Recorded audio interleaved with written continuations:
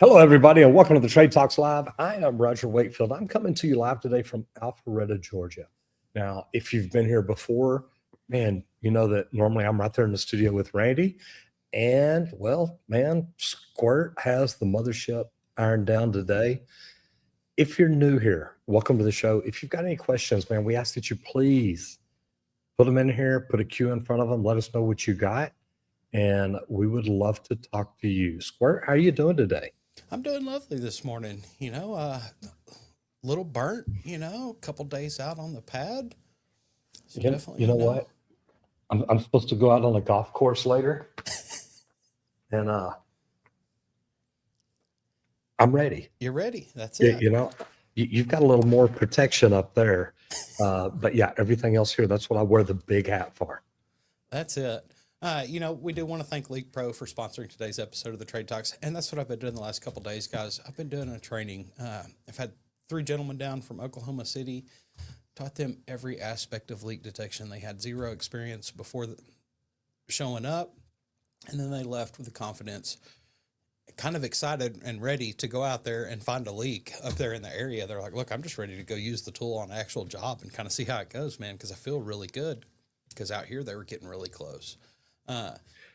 One of their favorite things is it's user-friendly equipment. So to check out the equipment, you can visit www.leak-pro.com. But also, if you want to talk about the training, give me a call at 1-8888-LEAK-PRO. Yeah, and I tell you what was neat about this is, like you said, it's 3 people. They had no experience doing it. They had never done it. It blew a couple of their minds the way we taught them how to flip test balls up the side pipes. And they were literally like, I would have never thought that could be done. And not only did we show them, they did it. Not too bad. That's it, man. And, that's the key is like a lot of them, that's what I was asking. I said, have you ever even heard of this? One of them had kind of heard of something similar, but they're like, this is a completely different way of dealing with it and attempting to do that test. And it's easier. It's less movement, things like that. And they do work like that. So it was like, what they say that they had another company doing leak detection for them. They were a few weeks out. And I think the last one that they said they located, they were only 100 feet off. Yep. Yeah. I'm just saying. That's it. So definitely give us a call. Check us out. And if you want to learn anything about social media, guys, we teach people how to do YouTube. But what we've done is we've put together a free webinar to teach you the facts behind the reasons that people normally give us why they can't do YouTube. So if you're interested, or if you've even thought about doing YouTube, this helps you get in front of your community, in front of your audience, in front of the people that, man, can learn from you and grow with you. So if it's something you're interested in doing, just go over to www.justmattroger.com. I'll be happy to help you out. It's a free webinar. It's not going to cost you anything to go learn a little something about it. So let's jump into national news now. Man, this is something that we've been talking about for a while because the skilled trade shortage deepens and major industries are feeling the price. Man, this is scary because this is really faster than I thought, because I was saying a year ago there's 1 million unfilled trades jobs. They're saying in the next 2 years, that's going to be 2 million. Now, remember back when I was on Dr. Phil, he said 3 to 4 years from now, it's going to be 4 to 5 million people we're short. That's killing us. That's it. It's getting more intense than it has been. The hole's getting bigger, quicker. And it's something that even you've talked about for years. Like, look, everybody's going to retire soon. The next decade, majority of your major skilled trades are going to retire out. So I love that some of the Gen Z and stuff is starting to embrace trades and step into them. And they're starting to figure out, man, this is a career path that I could actually choose. I don't have to go sit in a classroom for 4 more years learning this, a little bit of hands-on and stuff, but you go out there and learn a trade in the world and help build things. build offices for people to work in for their whole lives. And you know, the neat thing about it, Randy, I mean, you know, we talk about training all the time. I'm in Alpharetta, Georgia with Schluter Systems, learning how to do things different, learning how to do things new. And if you talk to people about what they're doing, how they're doing it, and stuff like that, this is one thing about getting into the trades, guys. You can branch off and specialize in certain areas. I mean, I'm here with home builders that are building $20 million homes. Imagine the plumbing that goes in a $20 million home. There's a guy in here talking a while ago. They were doing a shower 8 feet wide, 16 feet long. That's my kind of shower. I mean, I'm just telling you, I love that. I have seen one of those at the gym. Yeah, for 20 people. Yeah. Yeah, this one's just for a guy. So yeah, I do. I love that. But reports indicate that the skilled trade shortage has intensified, impacting sectors like plumbing, electrical, HVAC, and construction across the board. Yep. And guys, that's the thing we got to think about is look, this is something we should all be talking about because the industry announced 2 million by 2027. That's only 2 years from now. That means it's going to double. I truthfully think in the next 3 to 4 years, it's going to be at least 5 million. Guys, that means supply and demand. It means a good plumber is going to be able to charge whatever he wants to charge. He's like, hey, look, I'm sorry. I got people that'll pay it because they want it done. If you don't, that's fine. Figure it out. You'll be good. Companies increasingly turn to apprenticeships, vocational training programs. That's why I'm wanting us to get stuff together to build a training center. I think that we've got great opportunities there.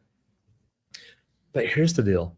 If you're watching, if you're listening, you should be promoting the trades career to younger people, whether they're in middle school, whether they're in high school, whether they're in college. There's kids in college right now that are going to get out and they still don't know what to do because what they learn, they're not going to be able to get a job for.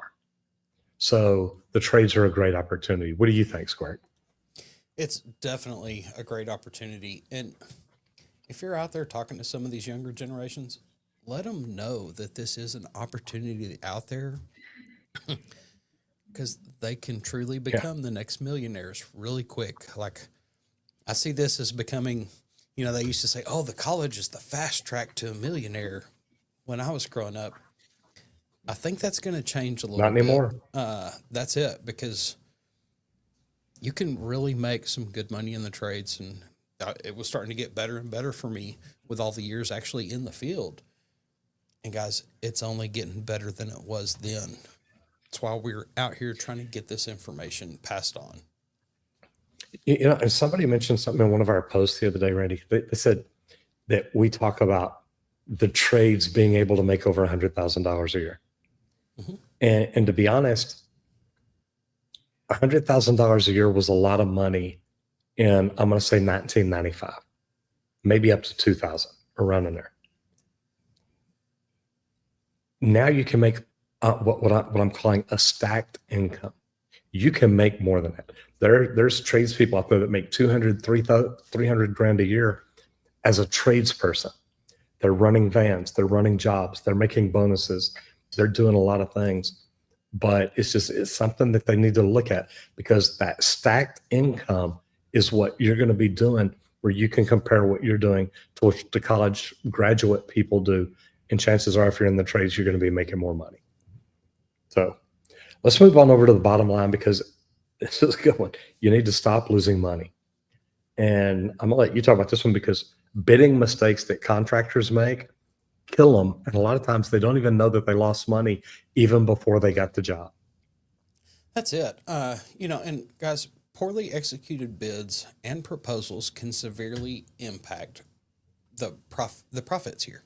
And whenever you're putting together that proposal, your inclusions, your exclusions, all of that, be very clear on everything that's in your bid, so that whoever you're turning that into can find any scope gaps. And something I learned as an estimator, when we would get really close to getting a job and winning a job, I would have to go and sit down in a meeting for an hour or two with that GC, and we would go through all of the scope, the full proposal, everything that I had in the bid and didn't, so that we could try to figure out if there was anything missing. right then on the front end, because you don't want to find out about any of that stuff in the middle of it for sure. But then you actually have to follow through the execution that you planned on that. If you've given them a schedule, a done by date, or anything like that, one of the majors that always stood out for me was long lead time items, because I kind of worked with the HVAC mechanical side. Well, you can't get an air handler unit next week because, oh, this is the one I need for the building. Huh. Originally, You can get one. It's just not going to be the one you want. that's it. You can get one. Just it's not going to be anything near what you're actually trying to put into that building. Oh, Absolutely. that's 14 weeks. Oh, that's 6 months out. So anything that you have that's actually a long lead time item, call that out clear up front. Hey, look, y'all spec for this stuff from Germany. Well, it's going to take a while to get here. They've got to get it ready, then shipping, all this stuff. It's going to be a really long time. So we've got to get this ordered really quick, and any submittals, okay, need to get approved quickly, not, oh yeah, we'll get to that in a few months. We're not at the trim out of this job yet. No, we don't need to look at that. Look at it, because some of that stuff, it's a long lead time out. Yeah, let's order those custom chrome trim out nuts a week before we need them. Like That's you it. said, I'm here with Schluter here in Alpharetta. That's the one thing I asked at the meet and greet last night. I was asking, I said, are y'all facing any problems because of the tariffs? I said, no, we manufacture everything here in the United States for the United States. I said, but wait, y'all are from Germany. I said, absolutely. But we're manufacturing everything over here. Here. Yeah. Smart idea. That's it. And some of the key mistakes to avoid in this, guys, when you're doing it, is underestimating labor and material cost. That's like some of those long lead time items. Guess what? If you said that you were going to get it, you didn't order it, you didn't call it out up front, you may have to pay to expedite. You didn't include that in your material cost, but it's going to keep you in your contract that you signed. So sometimes you've got to keep an eye out for things like this.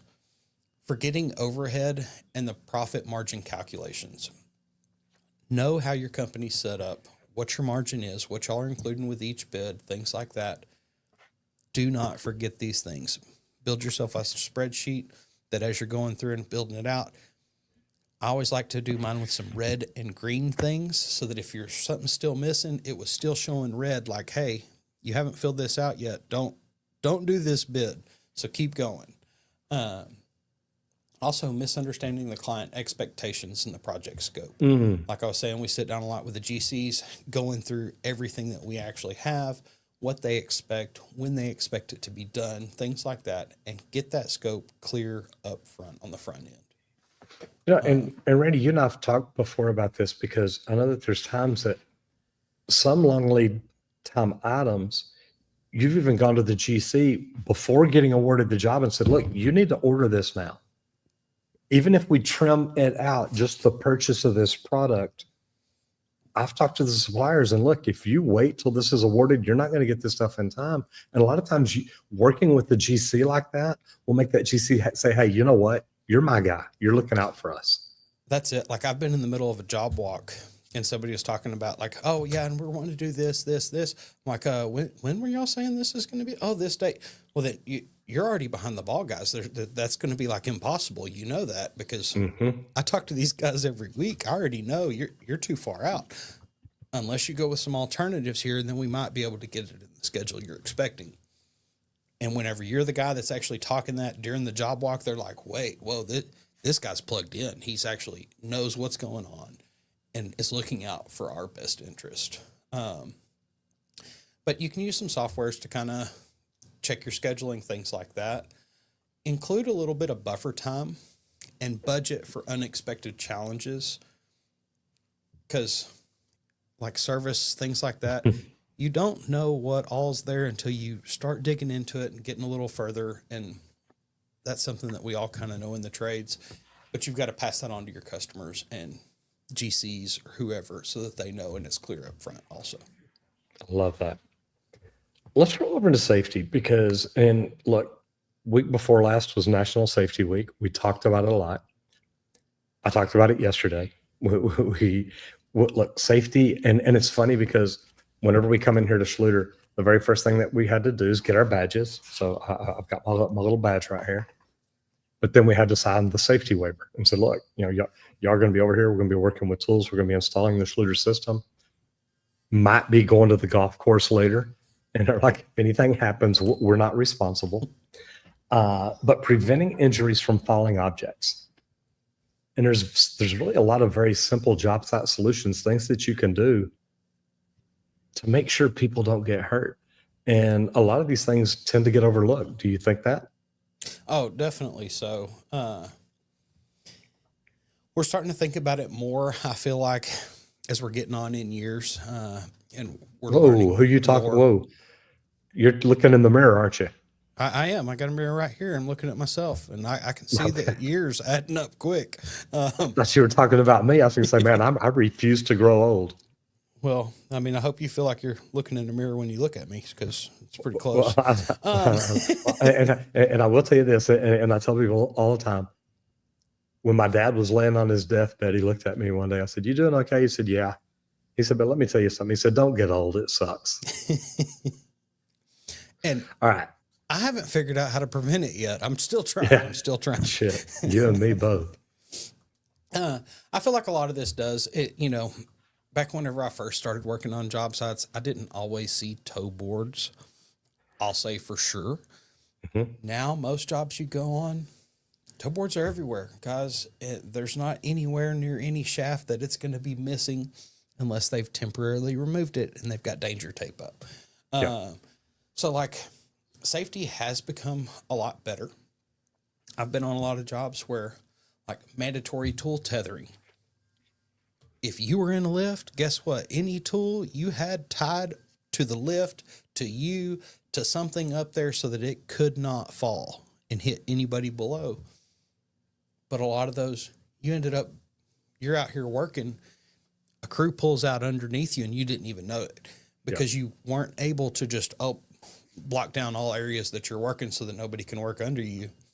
No, this is an active construction site. We're all trying to get things done. We all need to be in these spaces. So you've got to kind of watch. And I think that's a big one, is the tool tethering.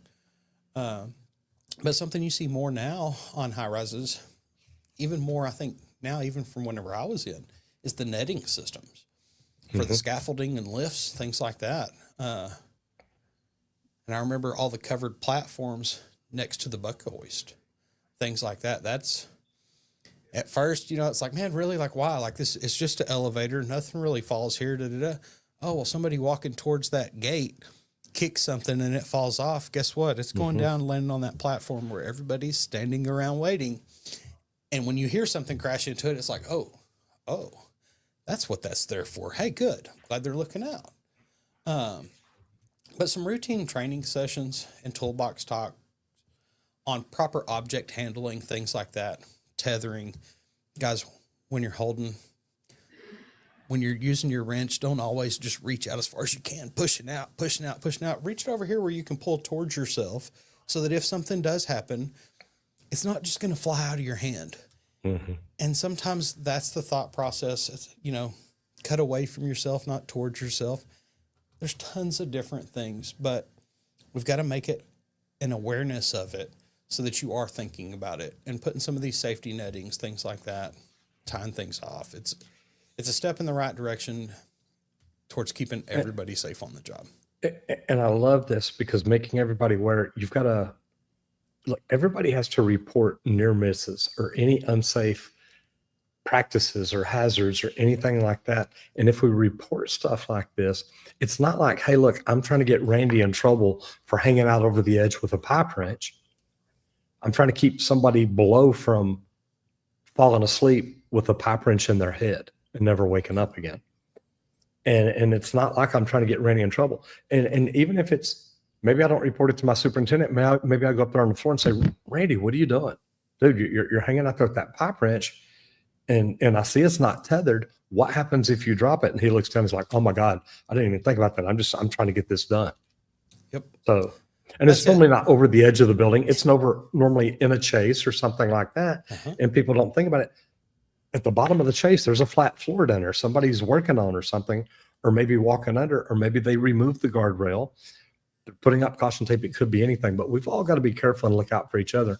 But also the reason tethering is so good, Randy, I may drop that pipe wrench in a chase and I think, hey, it's sealed off all the way around. It's fine. But it could hit one of those floors at a weird angle and kick that thing out and throw it 10 or 15 feet over and hit somebody. And it's just things that we all got to look at. So I love this. Yeah. New construction. Man, we talk about warehouse construction mainly because of people building prefab buildings in warehouses. But now let's talk about building warehouses because they're going on everywhere. Man, that's it. Like they're building more warehouses, not even just to be warehouses anymore, guys. They're building warehouses to have multiple retailers in it, different things like that. They're building them out for homes, housing, different stuff like that. Like they're building warehouses for everything now. Why? Because guess what? Like I like that industrial feel. It doesn't bother me You bet. any. I like having a big open space. Feels kind of comfy compared to a small tight home. But there's been some explosive growth in e-commerce that really continues to drive warehouse and distribution center construction nationwide.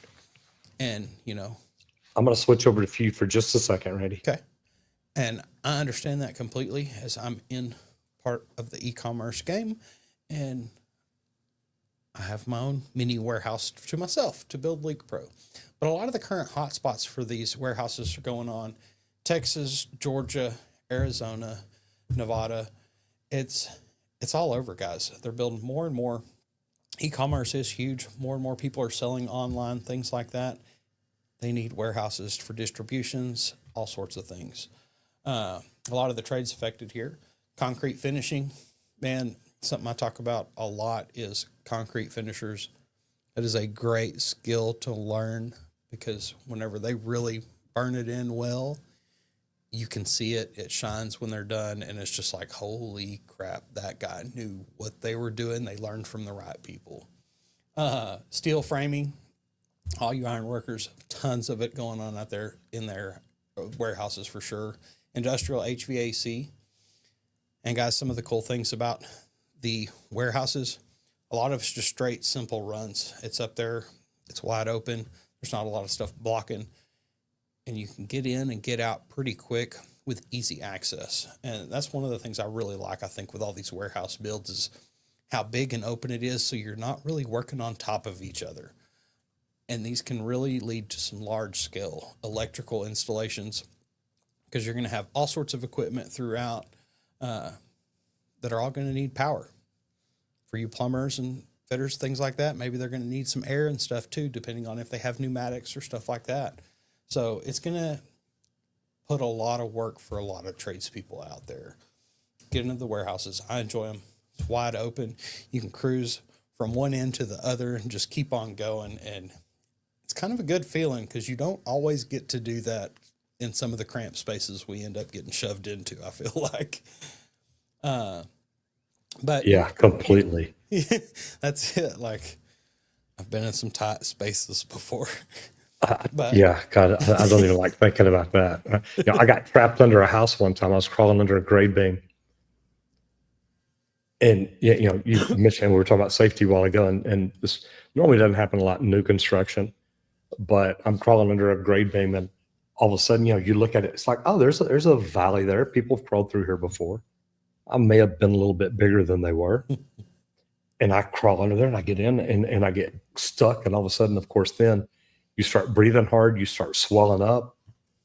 And I'm like, oh my gosh. And this is back before we had phones. Yep. But I reached back, I had a long screwdriver in my back pocket because I had popped the lid on the meter. Yep. And it was still in my pocket. And I reached back, I move my arms around, I get it, and I am digging out with a screwdriver the dirt out from under my chest to give me room to breathe, and then got it out enough that I could crawl through. And I'm like, oh my gosh. And man, you get out of there and you start thinking, I'm not getting out. So yeah, it's pretty funny. But a good thing about new construction too, if you want to really make money at it, pursue new certifications. Pursue things, especially for like the commercial side of it. If you want to do commercial, get in and get some certifications that most companies don't have. Me, the med gas. was great because when I later got out of commercial and into service, I could do work on dentist office and medical offices. So that's always a good thing. But anytime you can pick up a specialty, it's going to help you no matter what you're doing, no matter what niche you're in. So good stuff here. That's it. Go So ahead. yeah, let's cruise through some mindset growth. Mastering the art of difficult conversations on the job site. Mm. Yeah, You ever had to have those? I have had some difficult conversations. I've had to have some conversations where I had to tell them, give me a minute, and I had to walk to a different area and come back so that I could actually finish the conversation the way it needed to be finished. I was on a job site at SMU where a plumber went to have a difficult conversation with a guy upstairs for urinating through a hole in the floor. Oh, yeah. And he ran upstairs with his sawzall in his hand and he was ready to use it. And he's like, I am coming after you. Yep. So yeah. I've had Anyway. one of those when I had an insulator putting his hands in my toolbox, and it was, personal toolboxes were already in effect, and it wasn't the first time. It was a one-sided conversation that went pretty quick, and sometimes But then there's the right way to have difficult conversations. What do you think? that's right, and guys, handling conflicts professionally is critical for trade leaders. You don't want to be out there and let them youngsters catch you with their phones while you're blowing up at somebody, and then that's the new viral thing, because Oh yeah. that is not going to look good. Some of the best strategies: active listening to diffuse tensions. When I was mad, the insulator luckily did really well, and he realized, ooh, I messed up. He did tell me that before. Let me be quiet, let him calm down a minute, and then reply. Mm-hmm. Smart way to do it. You really want to focus on the facts, not the emotions. Because he could tell I was upset. I was pissed at the time, and I was. Everybody on the floor knew. There were guys that were like, "Man, maybe I should go over there." And then their journeymen were going, "No, just give it a minute. Yeah. It's going to be fine. He's not going to do anything, but he's pissed. You don't mess with another It's not man's worth tools." losing your job over. That's it. And that's the thing you got to remember is You bet. don't get too caught up in your emotions about it, because look, here's the facts. Yeah, look, I told you already. Keep your hands off my tools. You're going through my toolbox. Yeah, that is not what you should be doing on a job, because you don't want to see me tell you the third time, because then I might lose my job. Yeah. And then it may be worth it. That's it. But another key thing here is provide solutions rather than complaints. It's like I told the guys. So look, I was up in the lift. I had my toolbox down on my cart around the corner. You're right. I should have thrown my lock on it.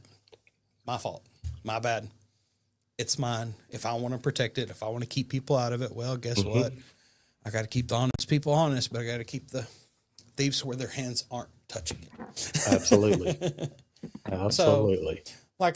And when you're dealing with a difficult conversation, like discussing delays, things like that, offer clear explanations and solutions rather than just trying to play that defensive person like, oh, well, no, it's not my fault here. I'm trying to push it off on everybody. Look, there's problems. It's fine. There's delays. Okay, what are the reasons? Why? Whose fault, if there was a fault? What was it? What caused it? Be clear. Tell them the solution when you can expect it by. Don't tell them faster than you can get it, though, because that'll add more problems for you in the future. So keep an eye on that also. And always building that fudge factor time. Something could go wrong. And, you don't want to tell anybody, look, I can have this to you in 3 days. And then it take you 4. If you think it may take you 4, tell them 5. Because then if you can get it to them in 4 or 3, man, you're a rock star. You're the hero. You bet. You over-delivered. That's you bet. right. And you're just trying to help resolve a problem then. So I do. I really do. I like that. Yeah. Yes. I was going to say, we'd like to thank Leak Pro for sponsoring today's episode of the Trade Talks. They let us come in here, hang out, and talk trades, every aspect of trades from entering it to advancing yourself in it. You We bet. cover it all on this show. But Leak Pro manufactures the most precise leak detection system for professional plumbers.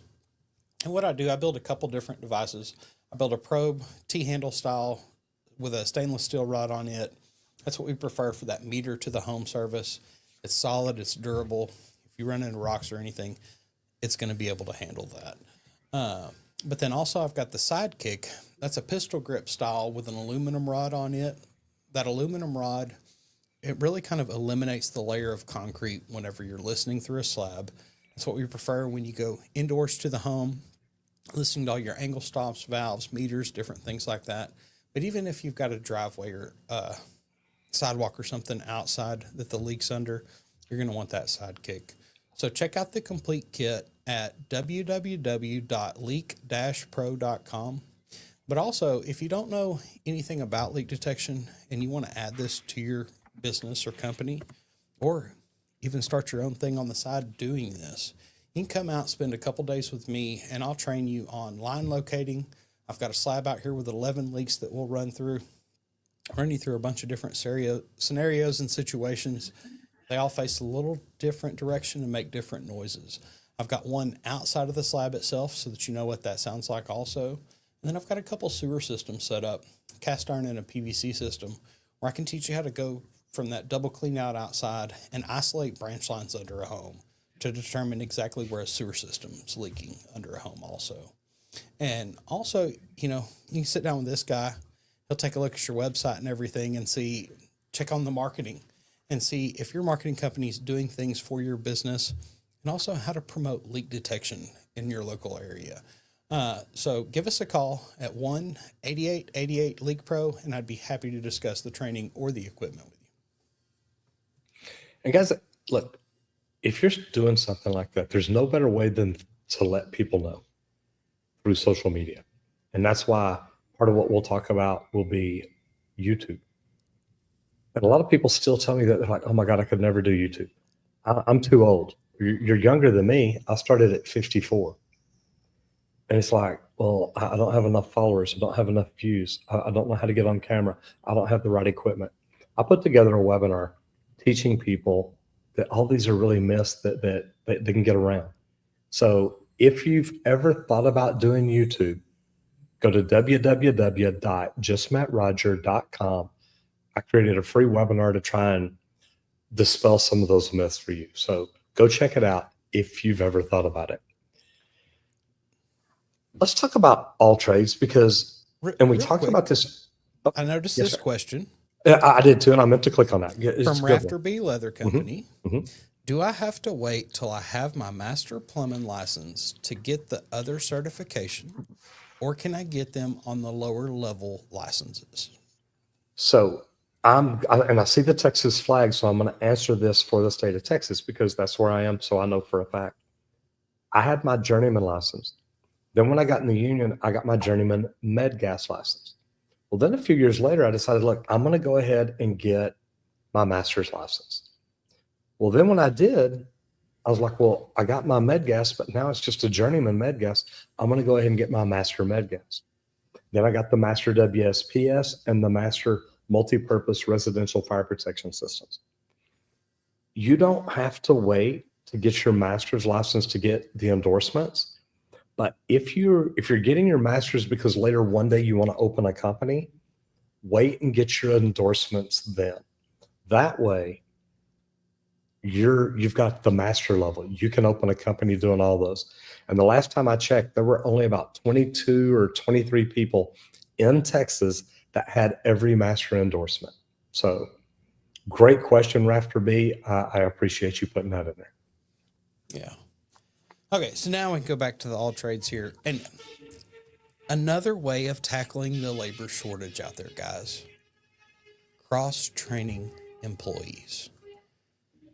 This is big. We talk about it a lot with companies. Instead of them rolling up with a whole bunch of the same companies, it's rolling out and acquiring other trade companies so that they can add to their list of services.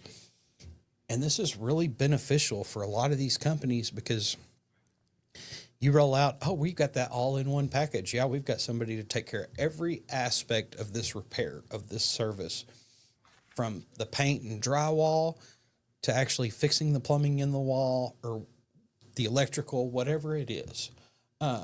So cross training within trades businesses is becoming essential to address all these labor shortages out there, guys.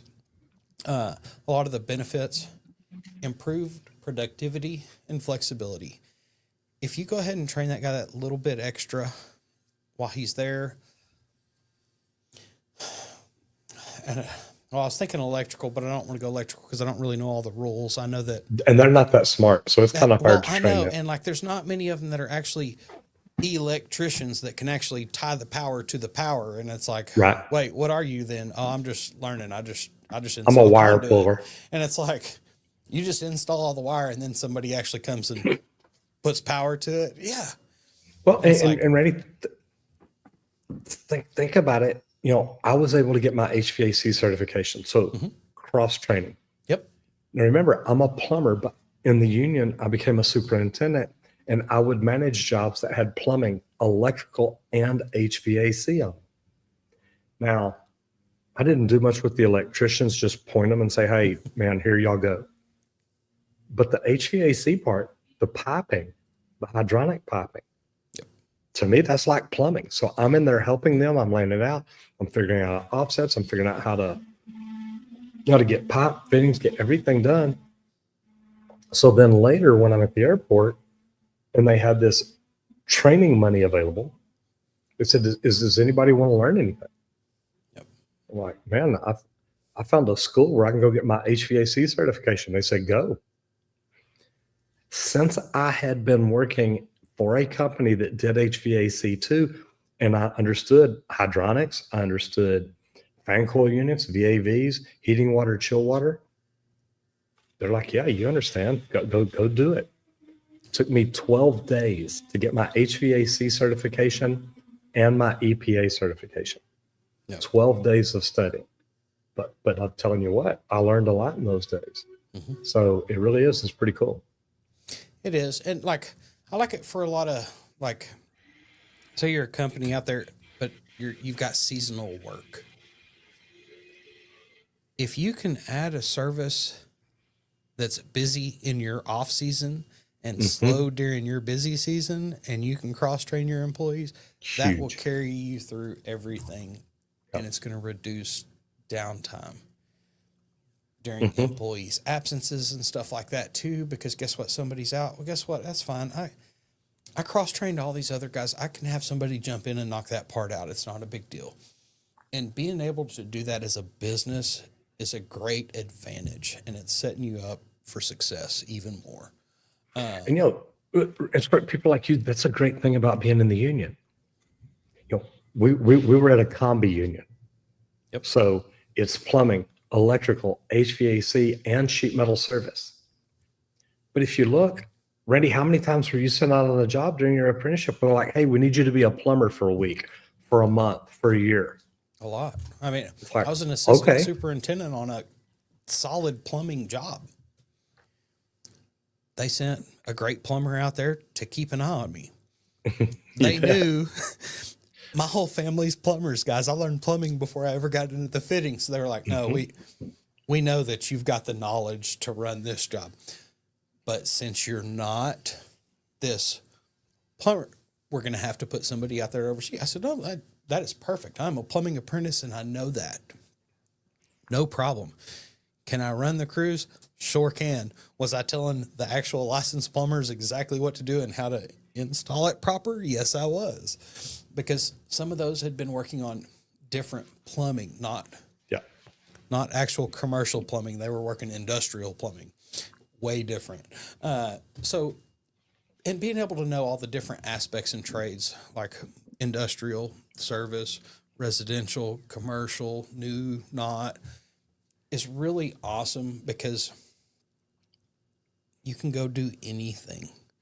Whatever they throw at you, you typically have a good idea of how to deal with that and handle it. So it really is good to cross train, learn a lot of different things. Like, it makes me think of my brother-in-law. He was an electrician. He got into the union, he went into HVAC service. Mhm. Why? Because he knew so much electrical. He's like, look, I can read all these wire diagrams. They said this would be perfect. I'm like, hey, go for it. I told you, I love pipe fitting. That is what I love to do. I like cutting with a torch. I like getting that perfect right on. I like the precision in it. You know electrical, you've got an electrical background. Hey, if you like service work and HVAC technician, go for it, bud. Because, yeah, they deal with wires and stuff, and I don't like touching wires. So it was a great fit, but he was well-versed, and it set him up for great success because he could go out and troubleshoot. He could even handle the electrical side of the world too. Whenever a lot of the other guys would actually have to call an electrician in, he already knew exactly what to do and was qualified to be able to do it. So, pretty neat. Randy, and I love that because that's one of the first things that they taught us at the HVAC training school that I went to. 90 to 95% of the problems with residential air conditioning systems are electrical. Yeah. So, put him in a really, really good spot. That's it. All right, let's roll into laws and licenses because there's some new OSHA silica standards, and a lot of companies need to find out if they're compliant or not. Yeah. OSHA continues to enforce stricter silica dust standards, guys, on job sites, particularly affecting masonry, concrete, and demolition trades. The major ones that are going in there and tearing into the concrete. But guess what? Even plumbers, pipe fitters, HVAC guys, we're always drilling anchors, which means we're always creating concrete dust. Okay.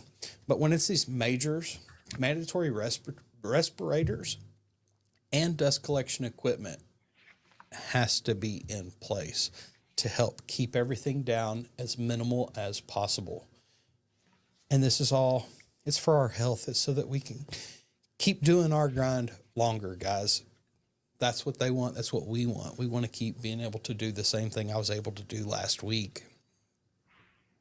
But the effects of this stuff can actually change that for you. Mm-hmm. Also, regular employee training and air quality testing. I think that's really good. I'm glad that we're starting to kind of add that to the thought process now. Yes. That, because like my favorite part of construction is deconstruction. Demo, what's the main thing? Don't get hurt. And that's what I always heard. Yeah. You can do a lot of things in demo, even some really sketchy things, as long as everybody can be safe about it. So I think it's really cool that we're looking at, what's going on in the air as we demo these areas, things like this. So some compliance tips here. Keep detailed records of all of your compliance activities, everything that you've put in place, all of the trainings that you've trained your guys on. Keep documentation of all these things. And also stay current with any OSHA silica control methods out there. Do some research, look into this, see what all the protocols are required for your trade and the parts that you actually do, and stay compliant. If you're not doing things like that, Randy and me, you've been talking a lot about a lot of changes made lately. Mm-hmm.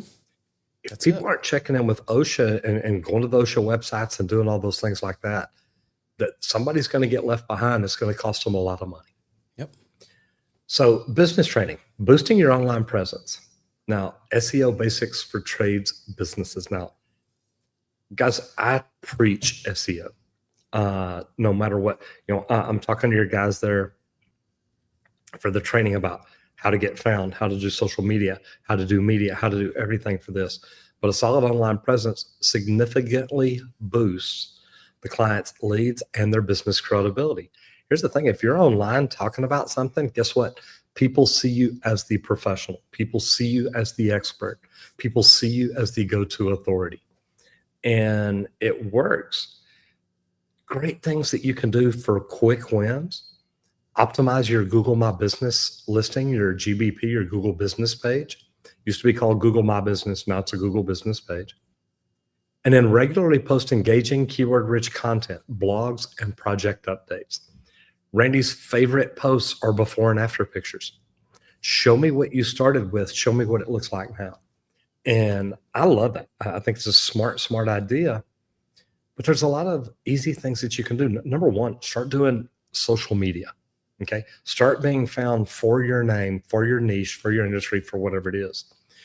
But then you do that by encouraging satisfied customers to leave online reviews, even if you have to send them little easy links. Click here to leave us a review.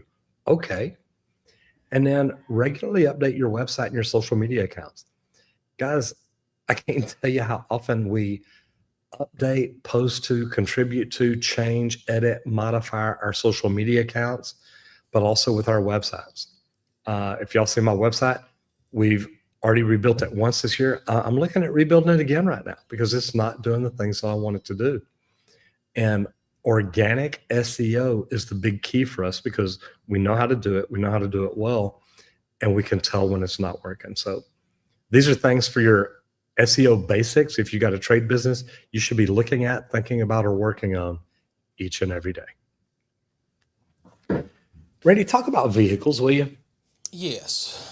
Work truck security, guys. Protecting your valuable tools and equipment. And I used to live on a super busy road whenever I drove the commercial truck, and I knew I did not want any tools in my truck because there were way too many people that would walk through our streets and pass that area. And it's like, you know what? I don't even need the opportunity for somebody to take that and set me back on my job. You bet. So it's something important to think about. And job site theft from work vehicles, it's only increasing more and more, which is highlighting the need for better security measures. And guys, there's a lot of practical security measures out there. Heavy duty lockable storage. It can be your normal truck toolboxes. Guys, most of the time what I see now is a gang box that's bolted into the truck and it's locked down at a lock that can't nobody just bust off easily. Takes a whole lot of effort to get into one. GPS tracking devices for quick recovery. That's not just on the truck. That's also on the tools. Okay. I love that. I love that. That's it. And I hear about it. Like I'm even looking into it. I'm trying to think how I want to do it, but I want to put some sort of tracking system into Leak Pro because I hate getting that call. Man, somebody stole our equipment. Can you cut me a deal on one? And it's like, look, I really want to because I have sympathy for you. Yeah. But why should that thief cost me money as a business? Like I'm sorry. There's things that you can get though. Little trackers, the Apple makes them. Yep. Milwaukee makes them. It's just a little tracker. You can insert that in the tool. And you know what, Randy, what I like about that, the way we've designed our kit, we could cut a slit in that Easily. foam where you charge it, you stick it in there. Nobody's even going to know it's there. They're not going to see it. Nope. That's it. You have another one at home, you charge the next day. That way, when they bring it in that night, you swap it out the next day. That way you're trying. I don't even know if I'd tell my employees. Track it all the time. That way, it's like when Randy comes in and says, "Hey, Dad, look, man, I'm sorry, my Leak Pro kit got stolen." Okay. Here's where it's at. Looks like it's in your bedroom. Excuse me. in your Isn't this garage your for some address that reason, it's going off at? Yeah, exactly. Wife must have hid it I from you. Yeah, I forgot. I carried it in the house to clean it up. Yeah. That's it. Also, visible deterrence. Okay, like one of our favorite things to put on a Connex, mount a box outside with some lights on it, and everybody's like, "Oh my God, those are going to come on when you open the door." Absolutely. That's just something to let people know. It deters people, guys. Even a fake camera. Okay? It doesn't have to be a real camera necessarily. Just a camera being there, them seeing one, it's like, well, I don't want the chance. Or real surveillance cameras also. If it's the main spot that you're always parking at, things like that, we've got them all around the property here. We want to see who shows up. Why? Because there's that one time that, well, you're probably going to need it. So go ahead and have it there ready to go so that you can actually pull it up to benefit you. But one of my favorites is the GPS, being able to go find vehicles or the tools themselves is a major advantage to help reduce thefts. So No, it's neat. I love that. And it's something that we got to be looking at all the time. We've got to look at keeping our tools. You know, I hate seeing these posts by plumbers on social media saying, "Look, man, somebody broke in. They stole they stole my livelihood. They stole the tools that I make a living with." That's not anything anybody wants, and it makes it really, really tough. yep, All right. leads to a bad day for sure. Mm-hmm. And most of us aren't ready for that setback. And it always comes at the worst time. Just, always on that day that you're in a hurry, and then you come out and it's like, oh crap. Yeah, I was It's hit not the ready fan. for this. That's it. All right. Over here on social media, something different this wonderful hump day. Carpenters. Awesome framers. Okay. So 268,000 subs, 921 videos. He's got almost 196 million views, cruising right along. Mm-hmm. And guys, the purpose of this channel is promote knowledge and education in construction. It sounds like our channel. I mean, more or less. That's what we do. We want to pass on the knowledge for everybody to learn and grow and do more. And it's something that's why I wanted to kind of pull this up with some framers and stuff, because even with the youngsters that we had in here the other day, everybody feeds into carpentry. Plumbers, electricians, everybody, we've all got to move some things or tweak some things to get it right.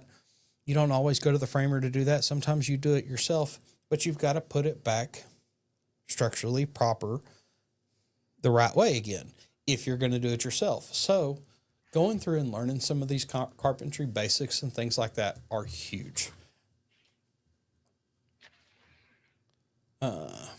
Popular, how to cut rafters fast.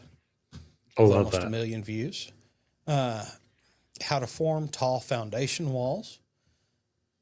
This is interesting for me because, like, I've always thought about building a house, but I want 2 stories underground. Just saying, Just to be different. Just to be different. That's it. Like, you got a 1-story house? No, it's 3 stories. There's 2 underneath the one that you're actually seeing. Sorry. Mm-hmm. Yeah, you don't see no bedrooms on my upper floor. Yeah, we. Yeah, stay isn't that safe funny, while we Ray? sleep.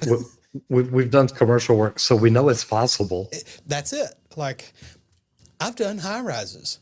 They've got 5 basement floors. It's like, man, I know I can build down. Now there's a lot of steps and things you've got to do to prepare it for that too. So I want to can build turn a into shack on the ground floor. A Yep. shack. Yep. It looks like a 1-bedroom, 1 bath, 1 kitchen house. That's it. And then you That's walk it. in, you go down the stairs, and there's 5 floors below it that are as big as the lot. Man, I heard about something like that. They were saying, I think it was in New York or something. They had gone in this little bitty space, but it was like, I don't remember how many square feet. And they were like, wait, like there's got to be a misprint. Well, it was actually a bomb shelter down in there or missile silo or something that had gotten abandoned and repurposed, and it just happened to be connected to this house. So you really had all of these square footage all underground. And it's like, holy cow, wouldn't it be cool to have a place like that? And I think that's kind of what led me to think I would love to have 2 stories underground. I think it would be really cool.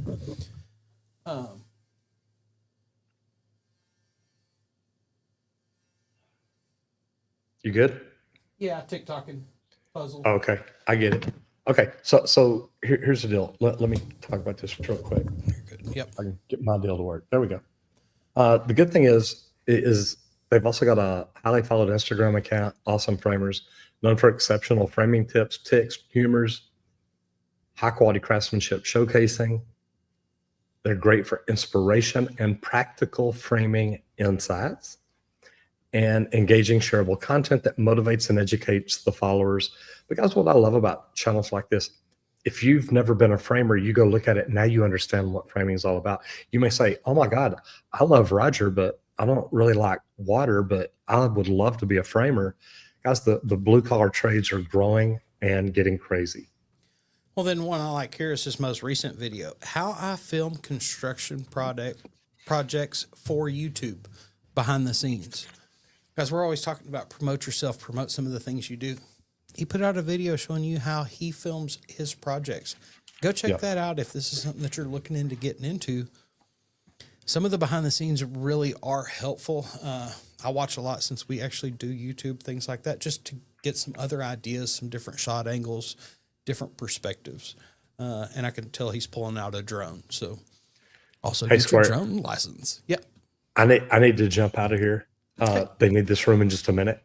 I want to say thanks to everybody, and anybody who's interested in learning more about YouTube. Like I said, go to www.justmattroger.com and Squirt will take you out of here, finish you off, tell you about all these amazing people on social media that we get to talk to. A lot of these. Working on a deal, getting a girl in town to do a shower install for tile. So we'll be talking about her here pretty soon. But then he'll also get to tell you about Leak Pro. So I want to say thank you all very much. I will try to see y'all again tomorrow. It looks like we'll be able to make that work. So Squirt, thank you. You have a great day. All righty. You do the same. Whatever y'all do today, do it safe and have fun. Bye, guys. All right, everybody. And once again, everybody, he is at a Schluter training today for the rest of the week, really, learning how to install that system. We're looking at it for some showers and some videos that we've actually got coming up. So, you know, we like to cross promote and learn some other things too around here. So we're always learning, and that's what we're trying to teach and pass along to y'all. Don't just learn your trade, learn anything that ties into your trade and how to do it and master it. One of the major questions I ask me is this something that I can learn to help me make money in the future? So go out there, keep on learning. So one of the questions I had is, how can we encourage more young people into the trades given the shortage that we've got going on around the country? And guys, honestly, the biggest thing I can say is to promote apprenticeship programs. Partner with local high schools if you are a trades company, things like that. See if this is going on in your area. It's definitely increasing a lot more and more here in the Texas area for sure, with a lot of CTE programs in our high schools. And a lot of the contractors are getting on to provide jobs for the kids as they come out of schools. So kind of pass that along, let them know about it, showcase some real life success stories via social media, and pass on the knowledge. Why do you love your trade? Why do you enjoy the things that you get to do? You know, like I was saying, you know, with pipe fitting, things like that, I love it because of the precision, how perfect everything has to be for that. Like plumbers talk about it a lot with fall, and it's like, man, I run steam and condensate systems. The fall has to be perfect for those to operate properly, or it can lead to major damages. So get out there, find you a good trade. But also, we would like to thank Leak Pro for sponsoring today's episode of the Trade Talks. They let us come in here and talk trades for an hour. And that's what we try to do with you each and every day, Monday through Fridays at 10 a.m. Central Time, so that you can hang out East Coast during your lunch or anywhere else across the country. You can catch the replay during your lunch or on your way home, guys. And if you want to check out Leak Pro's equipment, you can visit www.leak-pro.com. But also, if you don't know anything about leak detection and you want to add this to your business, you can give me a call at 1-8888-LEAK-PRO, and I'd be happy to discuss a 2-day training I do out here just outside of Dallas, Texas, so that we can add leak detection to your company and how to market it in your area so that you can become the company everybody calls to find leaks. So everybody, thank you for tuning in. Happy hump day. Hope to see you back in here tomorrow. Get out there and hit it effing hard. Bye, guys.